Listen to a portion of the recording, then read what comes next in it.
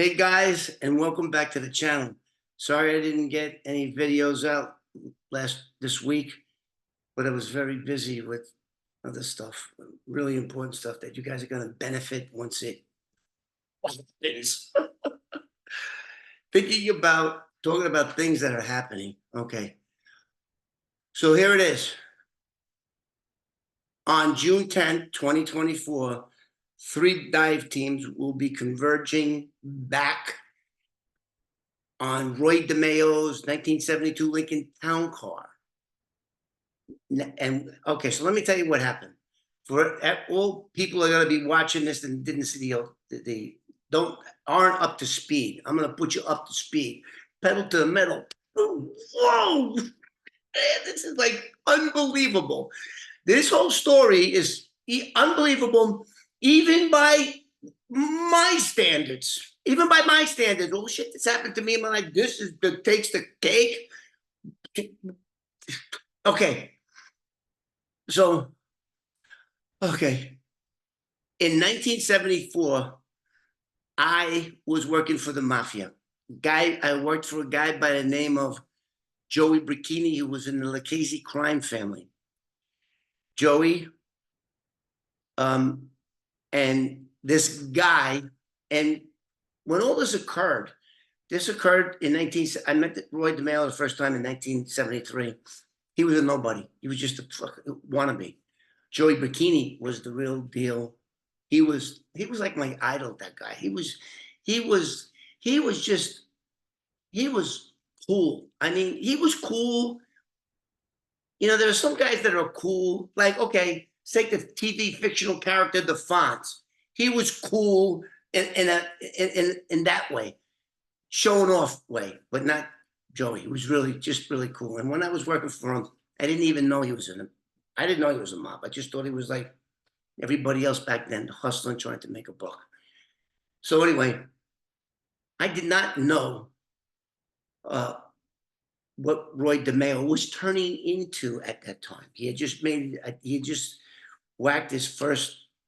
He murdered. He had his first murder in 1973 in Queens, in a diner's parking lot. He whacked some guy like in one day, like 2 o'clock in the afternoon. Shot him dead. He fucking. I didn't know that, but I didn't know. So anyway, me and Joey and Roy DeMeo and his sidekick Chris did a lot of shit. Did a lot of hijackings, emptying trailers, all kinds of shit. One day in 1974, I come into work. Roy's there, Joey's there, both outside. I'm going to make this a short, because you guys can go back and look at the other video. So I'm not going to go really into this too much. To make a long story short, they tell me, see that Lincoln Town Car over there across the street? It's a give up. Now, a give up means somebody wants to get rid of the car to collect insurance money. And they report it stolen. 30 days later, it's wrong with the car, it's not recovered. In that time, they're going to get a check. So that's what this was about. And I had this secret spot on Vernon Boulevard in Long Island City, right under the 59th Street Bridge. So I go, sure, I'll take the car. Now, it's supposed to be a give up. Anyway, I get in the car, come back. I did my real job with Joey, and then came back at 1 o'clock in the morning. I met one of the other guys, Mitski, and I went to this was in South Jamaica. I go to South Jamaica. I pick up the car. And I forgot to tell you. So now Joey and Roy, Joey's doing all the talking. Roy's just there because he didn't like me. And they go, we're going to give you twice as much for this car as we did all the other ones. The standard price was $250 back then. $250 in 1974 was a lot of money. It was you could do things with $250, but you could do twice as much with $500, and that's what they said. Take $500. Whatever you do, don't speed. I don't want you to. Joey was threatening because he knew I was always a cowboy behind the wheel. Don't speed that car. Don't speed that car. I'm warning you. Don't. Just drive it there like normal human being. Do your thing, and that's it. They gave me the $500. I had it. So I come back that night. I'm being followed by this other guy, Minsky, and I'm in South Jamaica. Now we got to go to Long Island City, which is like 20 minutes. I'm on the Van Wick. I roll up the windows and I start smelling the unmistakable odor of a decomposing body. Shit, I'm 20 years old. I'm shitting in my pants. I look at the glove box. The glove box's door is broken. The button to release the trunk, that's ripped out. Oh, shit. And then I forgot to mention you. The ignition switch was pulled out and I had to start it with a screwdriver. So that's the first clue that this isn't a give up. Because if it was a give ups come with keys. So I knew that story was bullshit as soon as I got in and there's a screwdriver sticking out of the switch. So anyway, I get there. I'm nervous. I throw the car in the river. I forget to roll down the windows. I forget to crack the doors. And I forgot to turn off the lights. Car goes in the river. The lights. As the car went by me, as I'm pushing it, and I pushed it in, I'm in between the door jamb and the steering wheel, and I'm helping the car go. It's in gear, and it's going. And as it goes by me, there's the taillights. I go, oh, and it goes in. And not like the other cars, it just kept going.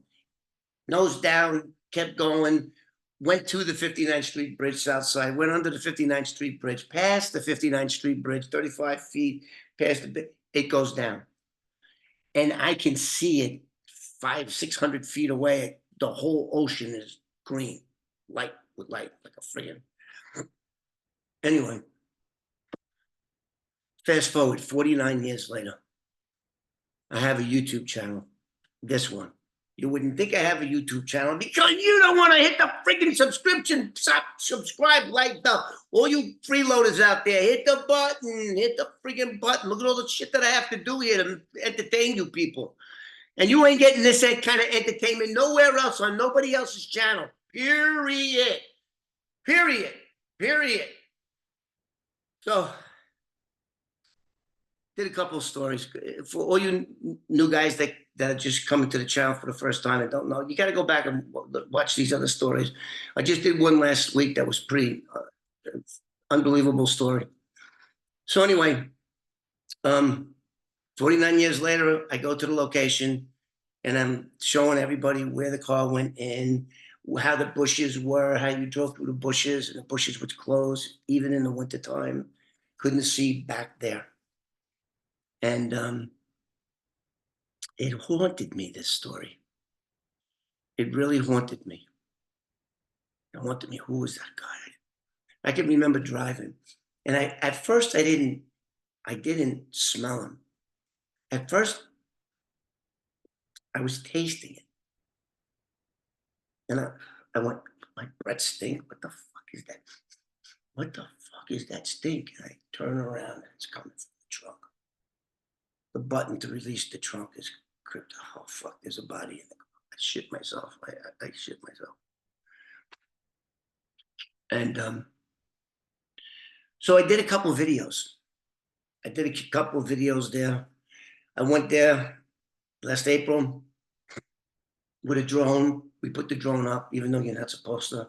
I didn't see the fucking sign until after. And I think it's Queensbridge Park. There's a big baseball field.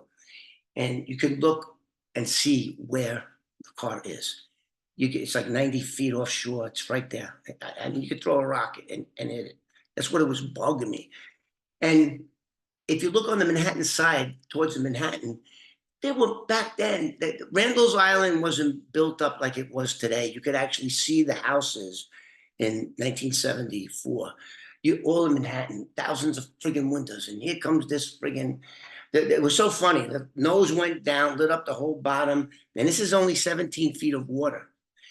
And how nobody saw it. And then when after I dumped it, I ran into the other guy's car. He took me back to my car. And I went right back. I went right back to the scene of the crime. Holy shit, was I shitting in my pants. I go pull up to that Queensbridge Park thing, and I get in, I run, and there it is. It's still, the fucking lights were still on.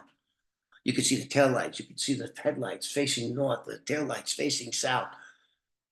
I was like, oh, I'm waiting for the daylight to come. Anyway, so nobody saw it. That in itself was a miracle. It was a fucking miracle. So the drone thing, you know, we flew around so I could show everybody exactly what it looked like and how the car went as far as it did is unbelievable. At the time, the 1972 Lincoln Town Car was the heaviest car made in the world. It was like, I think it was almost 5,000 pounds. Got 7 miles to the gallon, that thing, 460 big block motor. So anyway, I failed. So what did I do? Then I learned when I come back home about these underwater drones. And I got an underwater drone, and this is another video you'll see. You go backwards, you'll see it last year. And I put the friggin' thing in the ocean with a couple of other YouTube guys, put it in there, but the current in the East River is treacherous. In fact, you can only dive at certain times. Only one time during the daylight, which is 2:35. It's called slack tide. Otherwise, the current would just take the divers away. So anyway, I go back there with my drone, and I'm trying to. The drone's getting beat up, getting the bottom. The little lights weren't big enough. You can only see maybe 3 feet in front of you. We got a lot of shit in there. And so anyway, that failed. But I put the video up, and then I get in contact with the guy by the name of Jeremy, aka Nug. His channel is Exploring with Nug. I mean, he's got a very big channel. He's got 617,000 subscribers. And his sidekick, Adam Brown, another pretty big channel. And I want to be talking about his channel now in a little bit. So I run the story by him. Nug gets on the computer and he looks up everything. He checks me out, of course. I'm the subject of 2 best-selling books, Cop Without a Badge.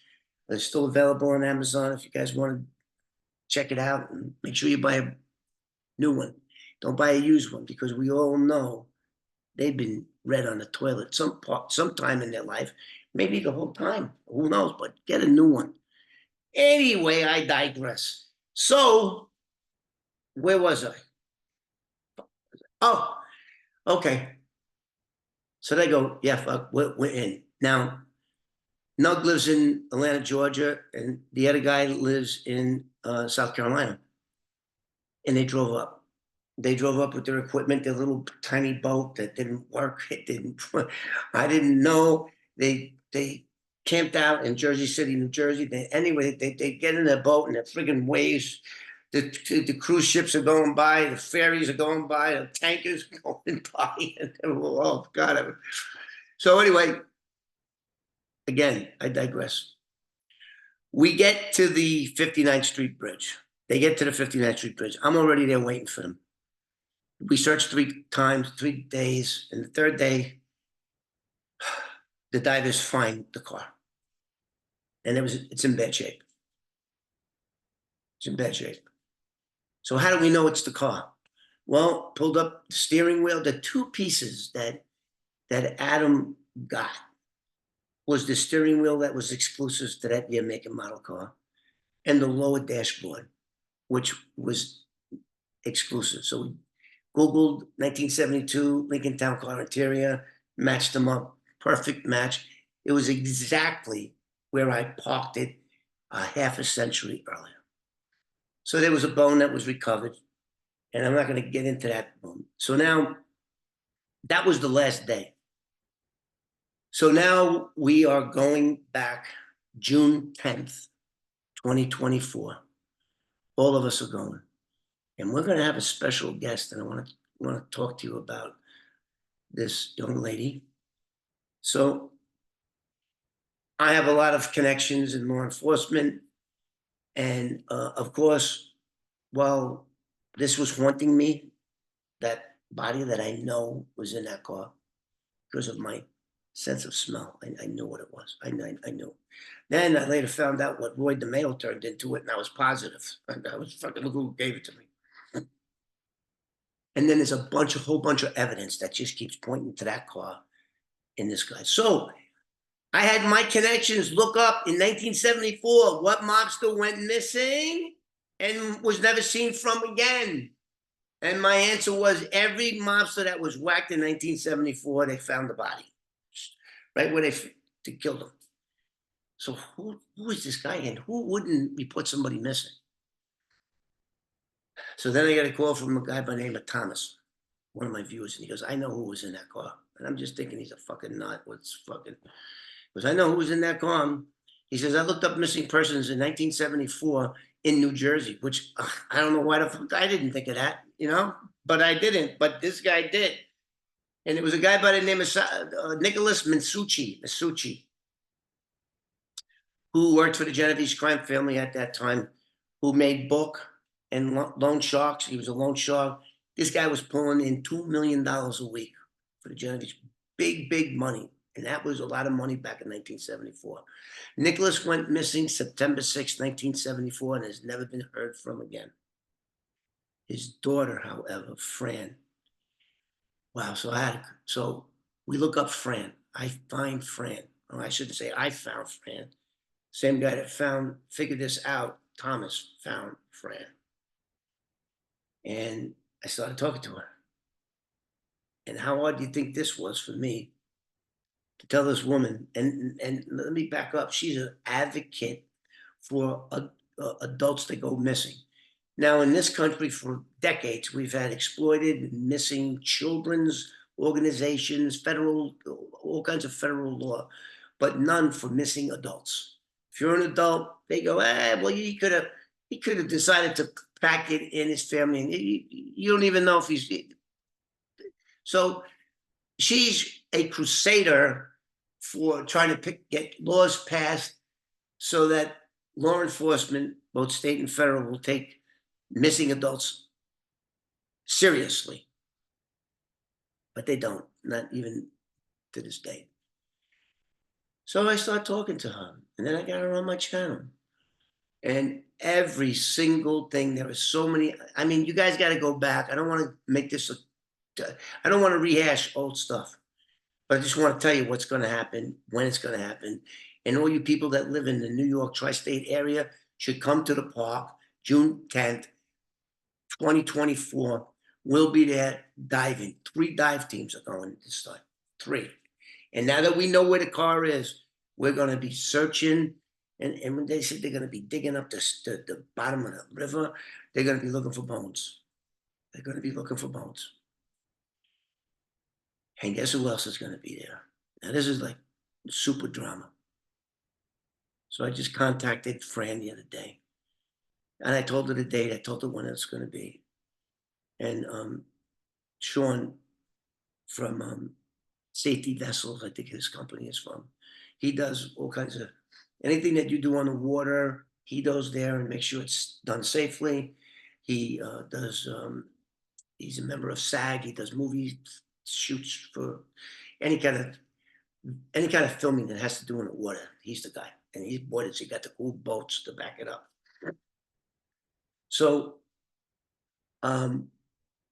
now, this past year, me and this woman, Fran, have been talking about this, and there's plenty of videos. You guys got to go back. She's going to be on the boat, while the divers, plural, will be in the water searching for human remains and bringing up whatever parts we can, or maybe we'll even float the whole thing up. So she's going to actually be there. Now, can you imagine being in a location that you believe that your father is there? I mean, hell, she even went to was it a psychic or I don't know. What's psychic? What's the other thing that they call them? It's not psychic. It's something else that they can tell. Look at they talk to dead people. They think they feel them. So she even went to one of those, this woman, and she told him, yeah, your father's was in the river. And when your father looks up, he sees a bridge. And on the shore, it's nothing but rocks. Rocks on the bottom, rocks on the shore. And when he looks up, he's under a bridge. Well, the shore over there is filled with big boulders. There's no sand. There's just rocks. And that's the way it is on the bottom, too. And if you were underwater and you're in the I mean, that just blew me away. And we did a video on that too. So look at all the videos that you're missing. Anyway, so that's a recap of what's going to happen in 6 weeks from now. I'm flying back to New York. We have all the right equipment this time. We know there's not going to be 3 days worth of searching grid patterns and live scans and all that. Don't need it now. We know where the car is. So I get friggin' goosebumps just talking about this story. And it wasn't easy for me to tell this woman that I think I was the one that put your father's remains in the East River. That was pretty tough to tell her. But she's a very tough woman. She loved her father deeply. She lost her father when she was only 16. And then there was a whole bunch of other things. I mean, it's just this whole story is a feature film. This story in itself is a feature film. And I'm dealing with that right now too. Right now, I have a movie deal I'm in negotiations with right now. So anyway,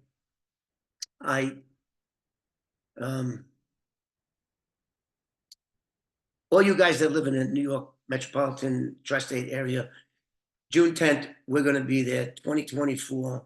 We're going to have all the boats, the divers. I mean, this is going to be one hell of a scene. And if you do live in the New York metropolitan area and you don't, and it's so perfect.